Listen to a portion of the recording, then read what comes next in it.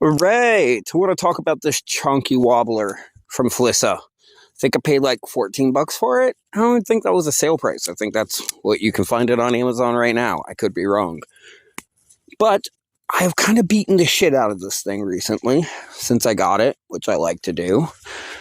And it is holding up awesome. Got a little nicks on the G10, but beyond that, even the finish on the blade showing little to no wear and tear. It's a big boy compared to most of their knives. Great action, Chihuahua.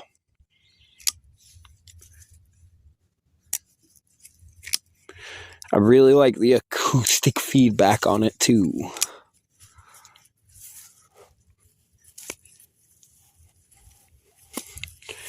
If you're looking for a good work knife, Flissa, check them out. Boop.